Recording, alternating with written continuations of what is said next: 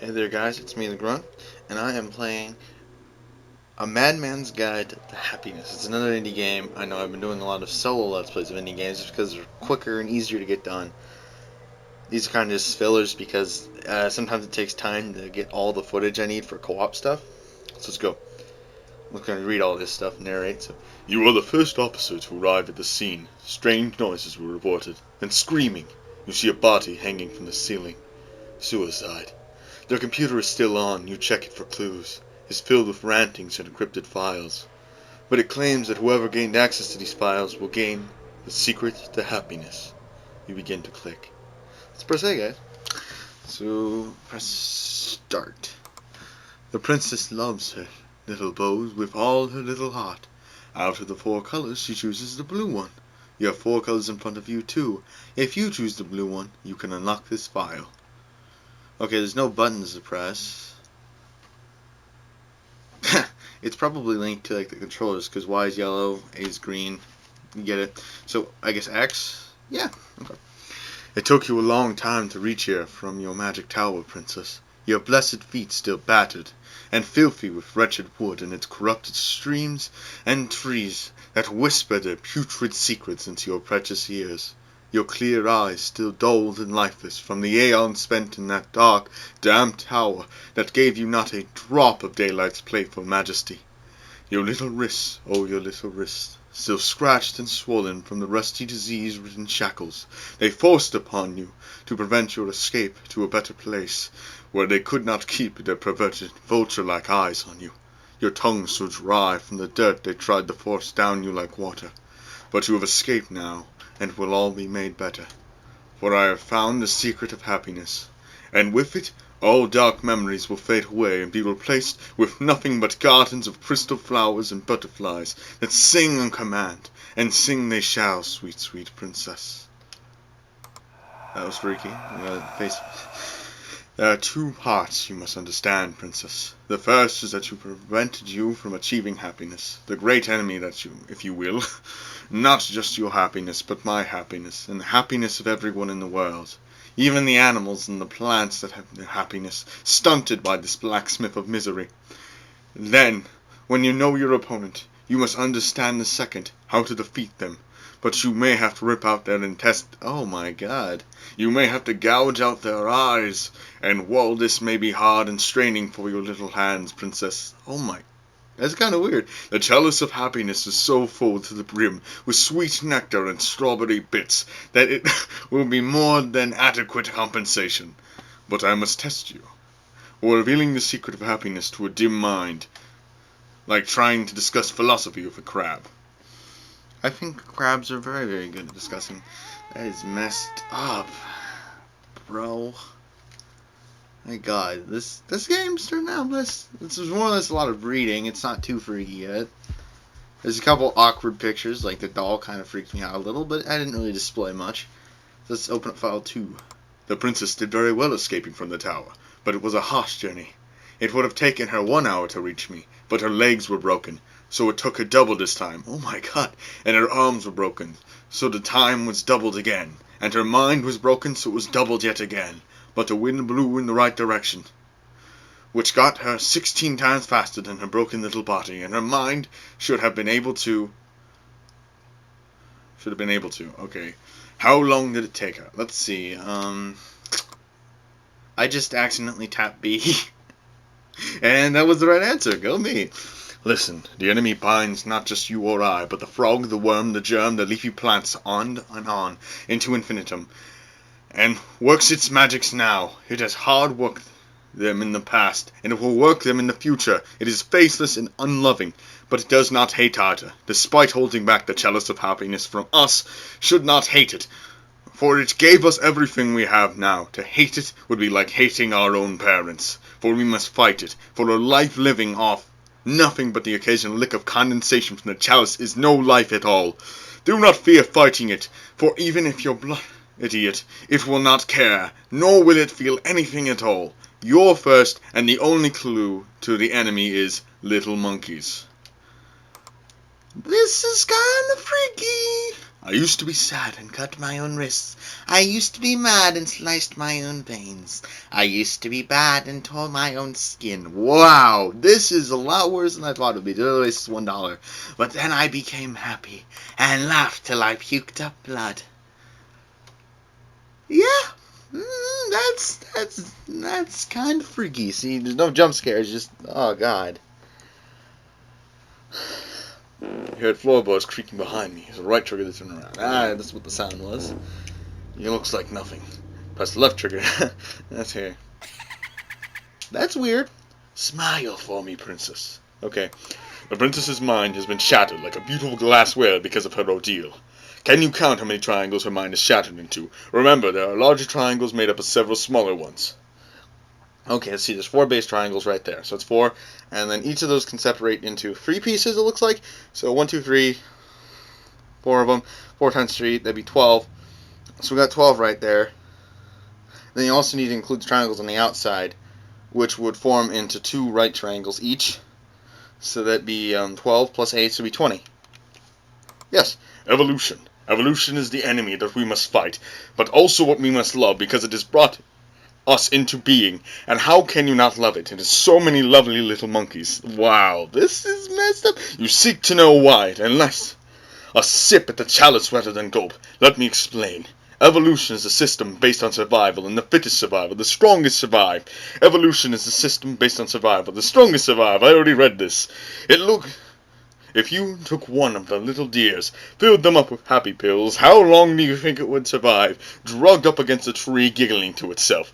If it had happiness given to it on a plate, it would be munching down on it, no matter how many lions or T-Rexes brought their fangs down on it. This is a deer. Lions are not near deers. Or T-Rexes, unless we're not talking about like the actual animal deer, but like deers and then, hey there, deer, you can go kind of like referring to a person. For any individual species back on getting hold of euphoria is a free ticket to death, thanks to the system we know as evolution. Evolution cannot abide total happiness.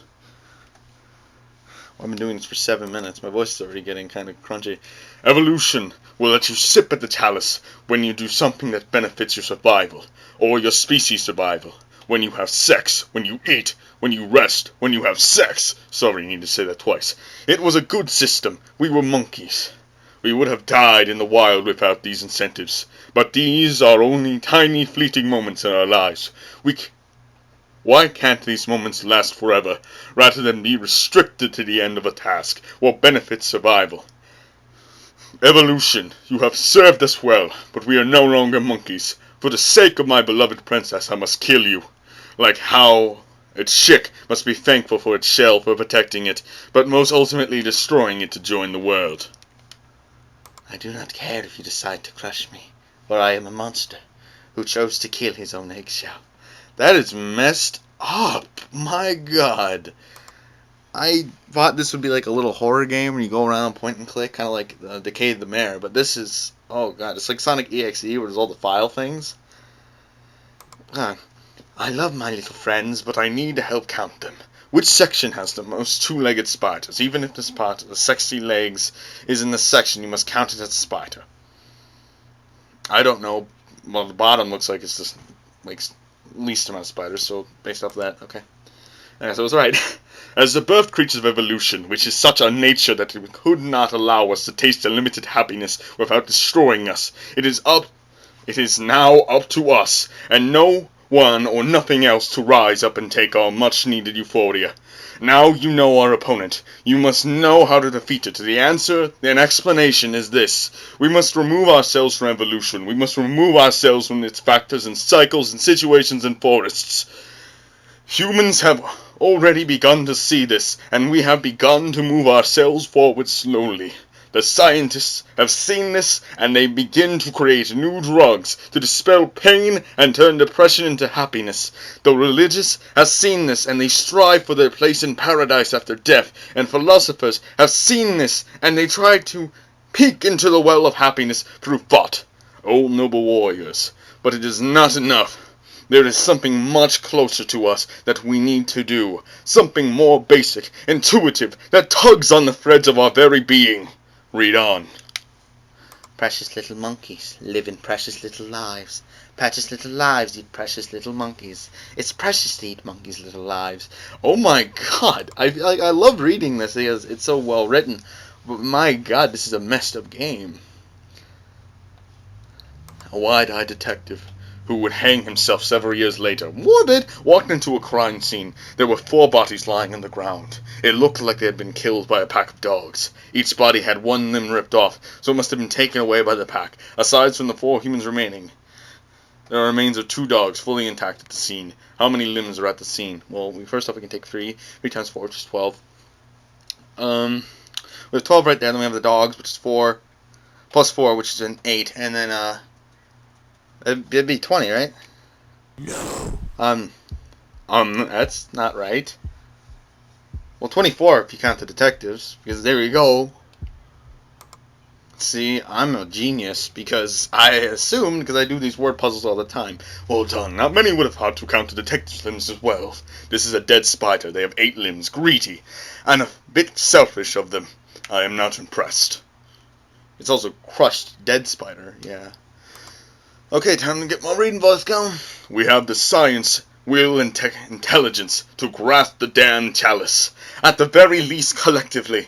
Why then do we not simply take it? The answer is this: we lack the power. For everything we have, we are no more than waiting babies because we lack power. And the reason we lack power is because, to our shame, we simply gave it away.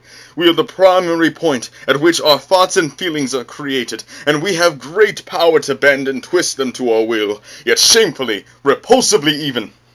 We not only don't acknowledge this, but we project our powers onto inanimate objects. That's not only do we have power, don't have power, I mean, but they would not even care if they did. Observe a rock.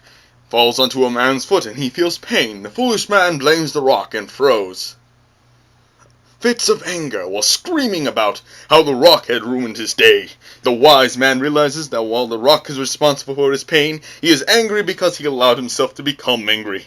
Knowing that he is responsible for his anger, he realizes he, not the rock, has the power to turn it on and off. And on. Okay. Wow, I've been playing this for a while. Oh, even more. It is all about empowerment. Self-empowerment. If you never realize you have the power over your own happiness, you are no more than a leaf in the wind at the mercy of any pixie that cares to grab you. How pitiful is the man who claims his lunch is ruined because he has the wrong type of sandwich, and, this is weird, spends the rest of the day soaking in the office because he got PB&J and not ham. How strong and radiant is the man who realizes that his unhappiness is due to his own failings, swallows a sandwich in the single mighty gulp, then dances on his desk. One is weak, one is strong, one is sad, one is happy. We can have this power because of our intellect. Our intelligence is our great strength against evolution, because for as powerful as evolution is, it lacks intelligence. It does not know that we know of its smothering evil ways. Once we know that we have the power to use that power, we can overcome the happiness that evolution has caused us. I have a story to tell you in the next and final file, yeah. Get out. This was meant for her precious little eyes, not Wow, yours. Looks like we weren't supposed to use this computer. Okay, all you have to do is shoot I don't want to shoot the bad man. Well, how do I know he's a bad man? Like, he looks like, hey, I'm gonna hug you. Or maybe I'm gonna, give you a noogie. Or maybe I'm just doing this because I'm pinned up to the wall. Can you help me, buddy? And then I'm just gonna be like, BAM! That was really loud. Was the man you just murdered really a bad man, though? And even if he was, did his mom, wife, son, friends deserve to suffer for his sins? He liked to hug people with this arm. He was a right-handed guy. He can never laugh again. He can never dream again. He can never hug again. Murderers are like the gods of never. Okay, time to read the story. Here is my story, sweet princess. Once upon a time, in a land far, far away, when you were very young, me and the queen lived with you in happiness and peace. But when one day a demon seduced the queen from me, and she took you to go and live with the demon in the tower.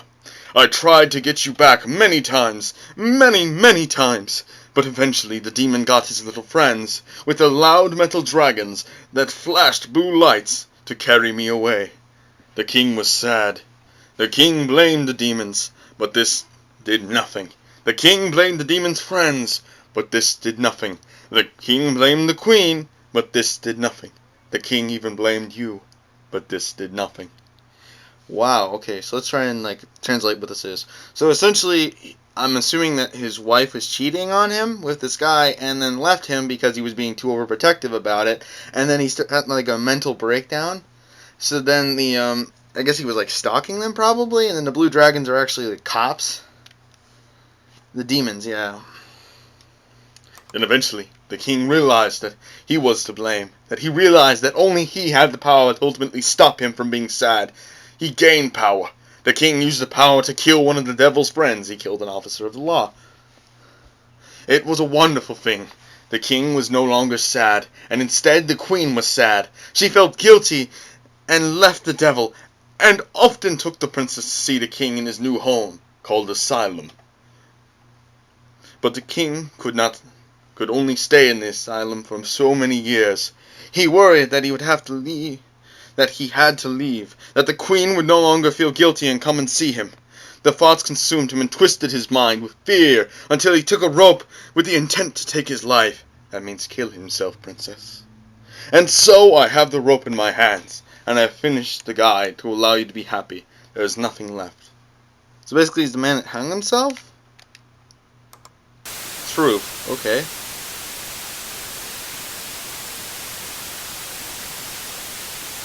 No puzzle this time, sorry. This note is not for the princess, but for the person who is reading this document. I couldn't do it. I couldn't hang myself. The thought of not seeing the queen and the princess again was too much. So I used a little more power. I hung the devil instead, so they would let me back into asylum. Oh, God. And I am hiding in the room now, waiting for someone to read this document so I can kill them from behind, just to make super sure that they let me into asylum again. I wish you the best of happiness, and I'm so sorry. Wow, that was actually kind of emotional. It was a lot of reading, that's for sure. I'm kind of sore in the throat now because I used my narrator voice. Credits: creators, designers, writers, etc., etc. John Sturrock, head tester, and lead sock puppet, James Ferrugia. Please tell your friends about this game and remember to be happy. Happy! Happy. Yeah, see right there. That was fun. Okay, visit www. Basically, this game is amazing. I actually went in here thinking it would be like classic horror, but instead it was a bunch of files, and it was actually pretty much a head turner. I mean, I didn't talk much because I was reading the entire game, and I was trying to keep this a little bit shorter, but this ended up being about 20 minutes of gameplay of just, this was awesome, actually. I definitely check this guy out, and probably buy the game if you can, because it's actually pretty good.